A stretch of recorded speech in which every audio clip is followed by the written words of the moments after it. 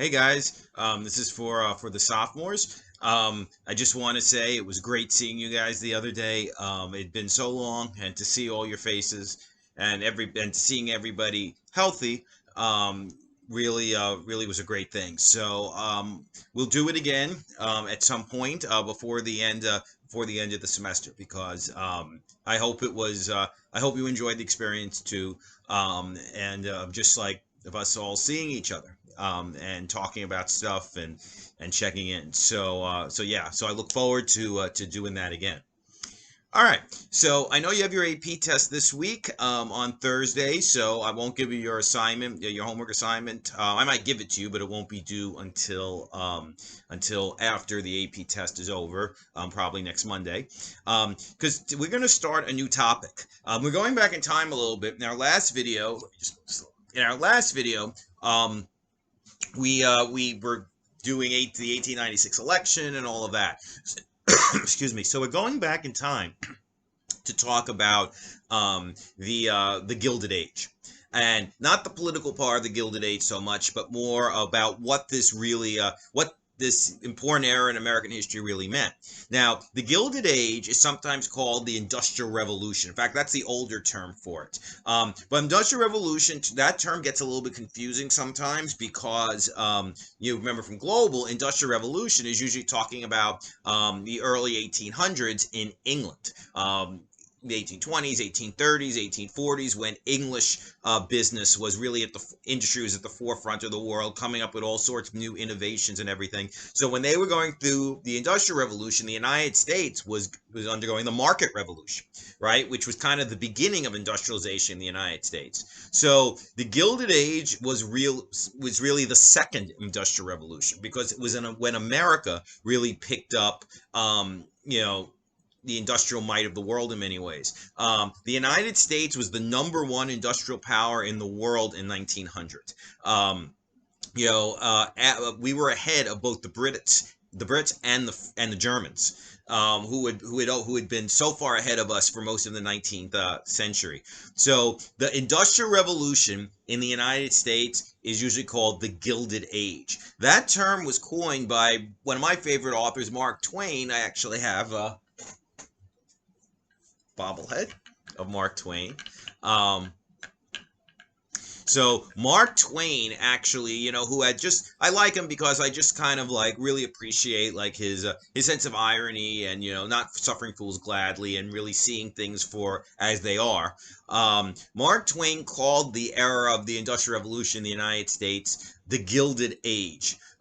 Gilded means covered in gold, but really rotten underneath. So that's the way Mark Twain saw the era, and in many ways, Mark Twain, as usual, was really onto something.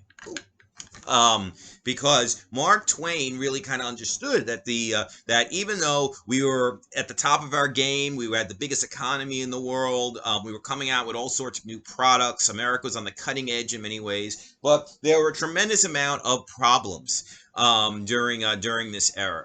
When the United States really, we might have had a booming economy, but how did that happen? Some people got very rich, a few people got very rich, but the majority of people were really just struggling to get by during the Gilded Age, really working for very low wages under very poor conditions. So flashy on the surface with the rich people building all their big homes and living their high lifestyles, but the average American was really not enjoying that level of prosperity. The Gilded Age years are usually considered 1865 to 1900. So the 35-year period after the Civil War until the dawn of the 20th century.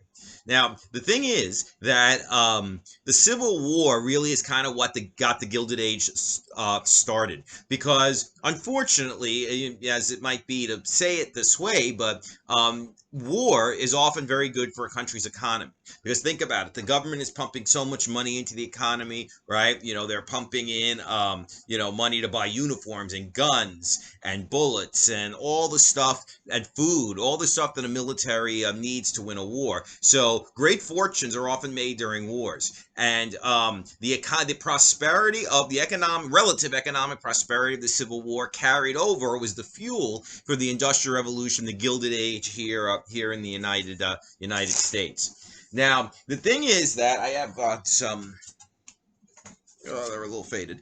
But some things I made for you guys before. Now, three phenomena actually deserve to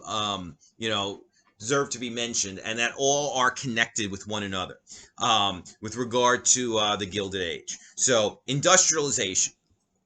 Um, industrialization, right? The growth of big business in the United States. Industrialization led to urbanization, led to the growth of cities, right? Because most of the early factories, or the factories during the Gilded Age, were located in major cities. So industrialization led to urbanization, and industrialization led to greater immigration into the United States, right? Because more people were coming here looking for jobs, a better life economically, and most of the immigrants lived in the cities. So industrialization led to immigration, well, urbanization and immigration, and the immigrants moved to the cities. So all three of these phenomena are all connected to one another.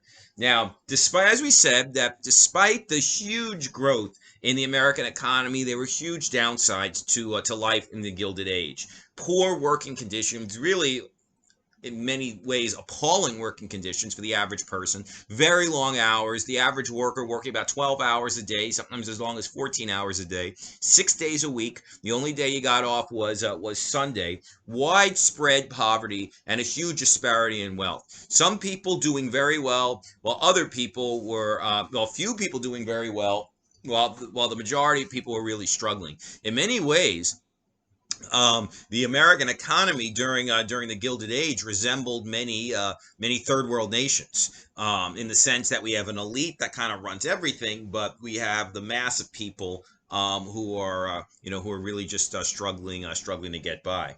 Now, there are several factors, and I'm going to go over each one. There are several factors that fueled the economic boom in the United States during the Gilded Age. So let's go over them. One, immense coal deposits. The United States had an enormous supply of coal, and coal was basically used to fuel the entire Industrial Revolution. Coal was important for all of industrialization, during the 19th century. Like when they talk about the London fog, actually, it's not naturally fog. The London fog is actually coal. Smoke from all the coal plants that were in England during their Industrial Revolution. So coal is key to industrialization, and we had so much of it. There's so much in the United States that's rich in coal, right? Coal is actually a very potent issue in today's culture wars, right? We weren't really aware of and didn't really care about the economic damage that coal caused during the Gilded Age. A lot of people don't care about that today either. We had in addition to coal, we had enormous supplies of iron. Now, iron ore is very important because that's how you get steel, right? Iron becomes steel, and steel was an essential ingredient to the Industrial Revolution, to the Gilded Age. Now, it's a great story. The reason we had such huge reserves of iron was there was a strip. Well, let me go back to 1842. There was a treaty. We didn't really talk about this in class, but there was a treaty called the Webster-Ashburton Treaty that was negotiated between the United States and the Brits in order to figure out a new border between Maine and Canada, with British Canada. Britain was seen as getting the better end of that deal. So as kind of like a consolation, they gave us, on the other side of the country, well, in the central part of the continent, a strip of land called the Mesabi Range, which is now northern Minnesota. It was just kind of seen as a consolation. Well, we took most of that land. You can have this little land here. Well, it turned out the Mesabi Range has the world's largest supply of iron. So the thing is that iron from the Mesabi Range was later used to help the United States become an industrial and a giant. So we have enormous coal deposits, enormous deposits of iron, technological innovations in the United States, in transportation, in communication, in the factory system. Those were key to actually having the United States boom like we did. A large supply of workers, right? You can't have a booming economy and you can't have, all these factories unless you have people who are willing to work in them. And we did. millions and millions of people. And a lot of people moved from the countryside into the cities looking for jobs, but also millions of immigrants were arriving into the United States, right? You know, from especially during this era from Southern and Eastern Europe, and those people were the workers in America's factories during the Gilded Age. So we had a large supply of workers, and also, and not to be rah rah America, but American ingenuity. Out of the United States came some amazing technological innovations, some inventions, right? You know, of course, typified by Thomas Edison, you know, whose lab came up with 1,100 different inventions. So we were at the cutting edge of that as well. So that was another factor that helped make the United States boom during the Gilded Age. So we had coal, we had technology, but we also had pretty severe cost cutting among different businesses, you know, who are all competing for business. So if everybody's cutting their costs, so that often means that only the very wealthy could actually or the wealthiest businesses are the only ones who could survive. So all this competition at first ultimately led to the creation of monopolies, which was a very big problem, or recognized as a very big problem during the late 1800s, and especially during the Progressive Era in the early 1900s. Now, also, the thing is that when you have unfettered capitalism, which is basically what we have during the Gilded Age, right, where there was absolutely no or very little regulation of business by the government, that means the economy is subject to a lot of booms and busts. Things get really, really good, but then they begin going down, up, down, up, down. It's the very nature of unfettered capitalism. And the United States during the Gilded Age witnessed two severe recessions. In the Panic of 1873, which lasted 5 years, and the Panic of 1893, which we talked about in our previous videos, which lasted 4 years. So the economy was booming, except when it wasn't. So yeah, a lot of boom and bust. Now, the biggest industries during the Gilded Age were steel, oil, and railroads. These were the big three. So we're going to talk about the railroads today. We'll talk about steel and oil in our next videos. Now, railroads were the most important industry in 19th century America. The railroads, remember what Edward Everett, I read you this quote back in the day, and a lot of you guys got a kick out of it, when Edward Everett said, "America loves the railroads like a lover loves his mistress." So America had this love affair, and I don't think it's over the top to call it that. This love affair with the railroads during the 19th century, in the way that Americans had a love affair with the car in the 20th century. I think that's a fair comparison. By 1900, there were 193,000 miles of railroad track in the United States, enough to crisscross the entire country. That was a lot more than Europe had. Every state was connected to every other state, maybe not directly, obviously, but you could get from any state to any other state by railroad by 1900.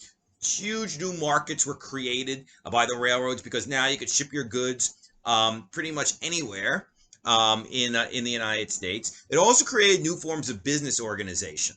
Now, the man probably most synonymous with the railroads during this era was the family that was most synonymous with railroad during this time was the Vanderbilt family. Cornelius Vanderbilt, the patriarch of the family, had actually made his fortune in shipping, and then he went into railroading. And the Vanderbilt family became one of the most storied families in American history, right, based on their immense wealth. Anderson Cooper, the CNN anchor, is an heir to the Vanderbilt family. Now, one of the things about he's a Vanderbilt, his mom. Now, one of the things about the railroads is that, you know, a lot of people who are very supportive of business interests then and now say the government has to get out of the way. We have to have laissez-faire, right? The government has to keep its hands off the economy. Well, laissez-faire really, at least technically, should cut both ways, right? Laissez-faire should mean the government doesn't get involved in the economy at all. To regulate the economy, to regulate business, or to help business. Well, the railroads would not have boomed like they did had it not been for government help. The United States gave them the land grants in order to build the railroads. And track only takes a certain amount of space, right? So the railroads often then sold they sold the railroads, the excess land for a profit. So that was like one of the big reasons why the railroads did so well and made all this money during the Gilded Age. Railroads also relied on the sale of stocks and bonds in order to fuel their businesses. Now, I should explain now the difference between a stock and a bond. They're very, very different, even though people use those terms interchangeably. A stock is when you actually own a small piece of a company, right? So if you own a stock or a share in one of the railroads, you own a piece of the railroad. A bond is a loan. So if I'm a company and I want to raise cash, I sell bonds and say, and if you buy a bond, that means you're lending me money with the promise of interest in a few years' time. So it's an investment.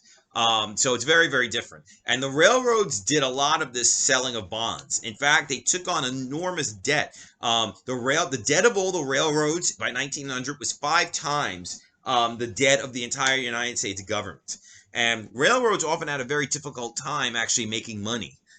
Because, they built certain routes where maybe people didn't want to actually go on. They were always extending themselves, thinking they'll make more money if they build more railroads. They sold so many bonds that sometimes they couldn't pay them back, or they really struggled to pay back the bonds. So a lot of railroads during this time were teetering on the edge of bankruptcy. Railroads were actually, even though it was the mammoth industry of the time, they were actually very fragile economically. Now, the greatest railroad of the era, of course, was the Transcontinental Railroad. Now, the Transcontinental Railroad was the dream of so many 19th century Americans, that they were going to actually build this amazing railroad, that would go from one side of the country to the other side of the country. It wasn't built because of sectional problems because of the North and the South. The South insisted the railroad be there, and then sometimes the North didn't want to aggravate them and, or make them mad, because we know what happened when we got them mad. So, yeah. So we ultimately didn't really build the Transcontinental Railroad until 1862. During the Civil War with the South gone, the Congress passed a law authorizing the building of the Transcontinental Railroad. Grants of land and other subsidies were provided to the railroads for each mile of track that was built. So it was certainly in their interest to keep building.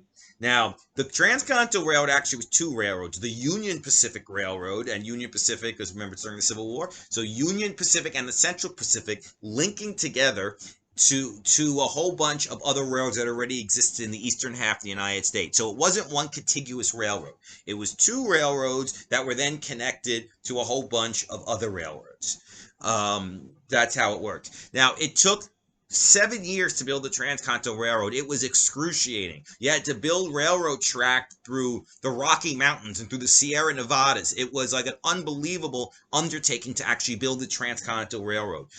And who built it? Immigrants, immigrant labor. Irish immigrants were used to build the Transcontinental Railroad. Chinese immigrants were used to build the Transcontinental Railroad. Chinese workers were actually really desired because it was seen that they were hardworking and wouldn't complain about poor working conditions or whatever stereotypes they bought into.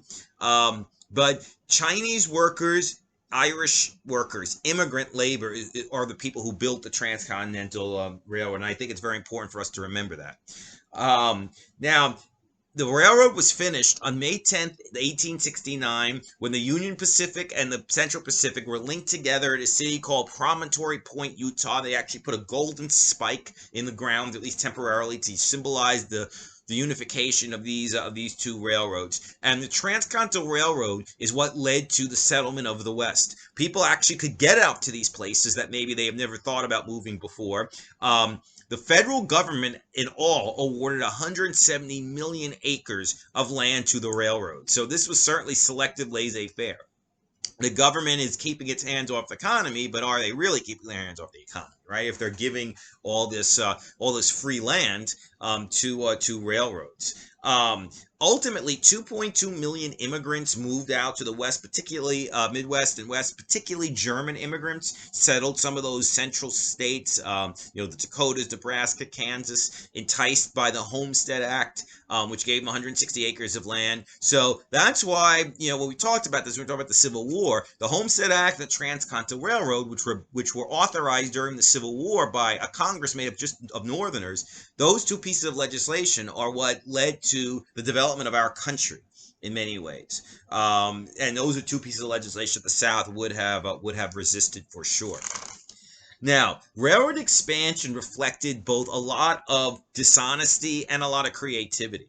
Now, the railroad industry was very chaotic in the beginning, in the 1870s and in the 1870s. Now, there were often different track widths, different standards for track width in different parts of the country. So often you were taking a train, choo-choo, from one city to the next, and then you had to get off the train and take another train that was compatible with that city's track width, and then you had to go do the next thing when you got to the next city. It could be very chaotic. It wasn't like you took one train and you went all the way out west. You had to keep getting on train after train after train.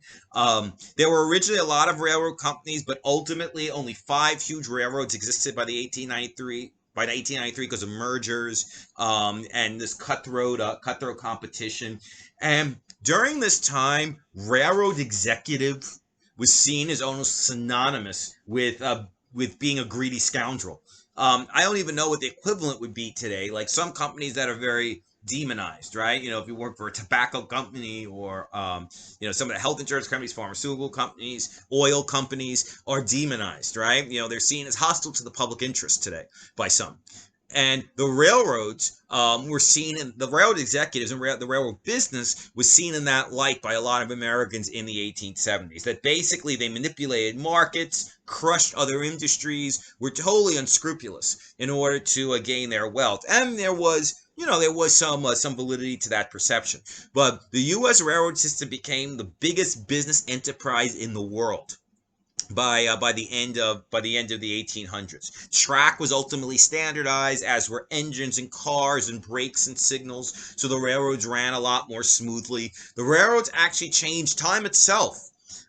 Because before 1883, cities picked their own time. So Chicago decided what time it was. St. Louis, which was a city which wasn't very far from Chicago, then decided on their own what time it was. So Chicago was 11:50 and St. Louis was 12:18. That's almost a half-hour difference. So that really makes no sense for cities that are close together to actually have different times, because how do you know when the railroad's coming in? The train's coming in at 12:30, but what does that mean, right? Because it could be a different time in the city you are going to. So standardized time zones were created to synchronize railroad schedules. So we got an Eastern, Central, Mountain, and Pacific time zone in order to accommodate the railroads. And of course, we have that to this day. Different time zones. So they changed time itself.